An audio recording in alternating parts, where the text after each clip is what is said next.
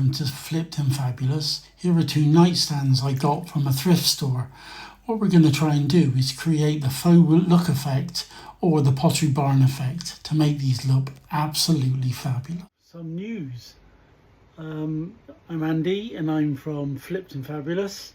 So I'm just trying to work out an alternative way of doing the Pottery Barn effect on furniture, because getting the Rustoleum's decorative glaze is in the UK is almost impossible. It's almost as impossible as getting gel stain.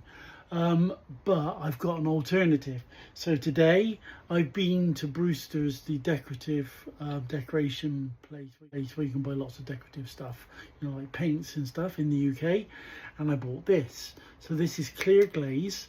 I think it was something like £27, I think, something like that. Anyway, clear satin, so it's clear, but they're also selling, that goes with it, the pigments that you can put into it, because it's not water based, it's oil based. Okay, so you can put the pigments in to change the color of the glaze to whatever color you want. There's lots of different colors. Well, I've got walnut here, so I had a piece of wood which I painted cream, because I had a bit of cream paint. Obviously we all know that's the color, or tan, put tan underneath. But here is the Pottery Barn effect that I have created using my clear glaze with the pigment and a tan coloured underneath. Look at that.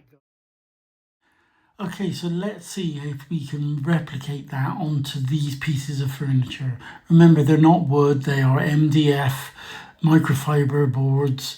You know, they're not the best pieces of furniture, but the first thing we're always going to do is to clean it down properly. So we're always going to use a degreaser. I like to use Simple Green, which is a really good degreaser and does get everything off. But after I've wiped it down with Simple Green, I will use hot water to clean off the Simple Green, because remember, it is still a chemical. The sticker on the back states this is from 1996 and it's a Silent Night bedside cabinet.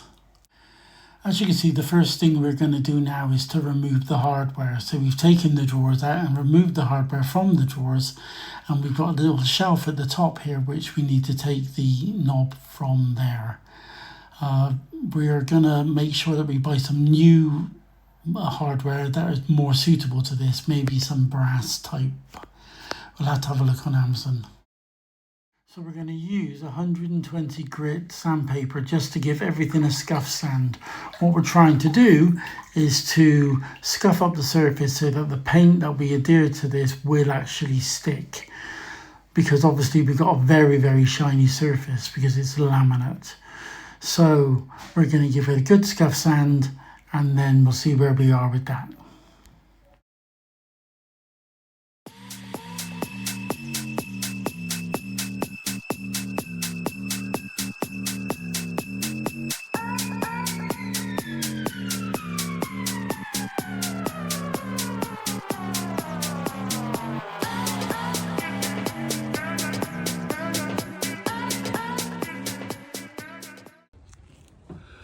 Okay, so today is very early start, 7 AM. I've got to work today, so I'm going to be priming my cabinets before I go to work. So let's get on with it.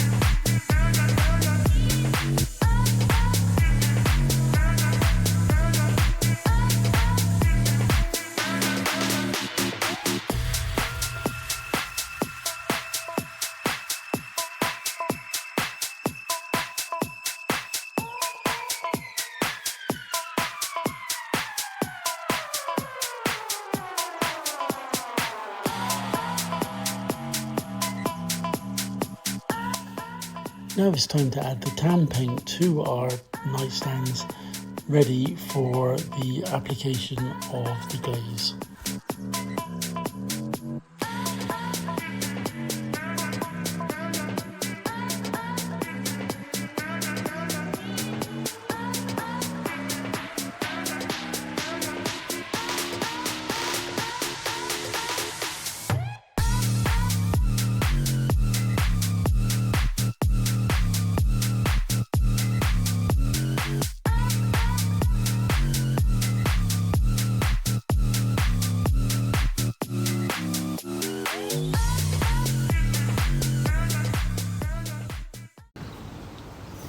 Okay, so we're going to start our faux wood effect now. I'm going to start small on a drawer. Okay, so you know it's not the big bedside cabinet. I'm just going to do the drawer to start with to see how I get on. Okay, so there are things that we're going to need to do this. We'll need a deck brush, because that's what everybody recommends, and from when I did it yesterday, this was the best thing there. We're going to need cloth, because we're going to need to wipe it back, but also to take off most of the stain from the brushes when if they get a bit clogged up. Something to apply the stain with, which I've got there, and I've got this was my beekeeping broom to sweep out the bottom of on the board. So I give it a good clean, and I've used it, and it does work really, really well. Okay, I'm going to try a bit more. Actually, I'm a bit worried about how much I've taken off.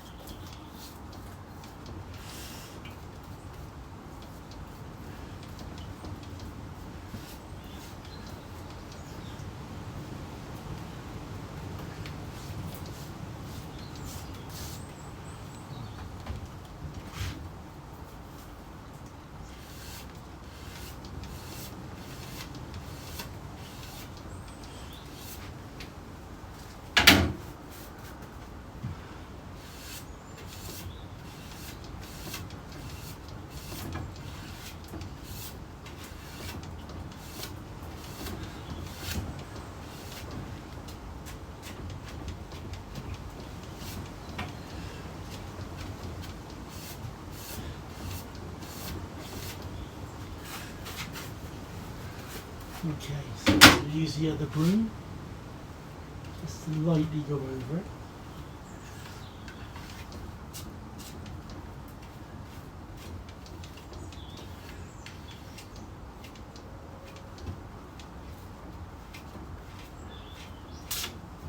Okay, you want to try and keep the lines as straight as you can. Okay, but also what you want to try and do is make sure all the lines are going the same direction. So don't be tempted to go, just because you've got sides there, to go upwards there. Let's just keep them going in one direction. Alright, so let me hold that up. Okay, so we've got the faux wood effect there. Now, don't worry about it being lighter in some places than others, because that gives it that more authentic look. You know, wood isn't one colour across the whole piece of wood. So, you know, the gradients that you've got are going to give it a bit more of an authentic look.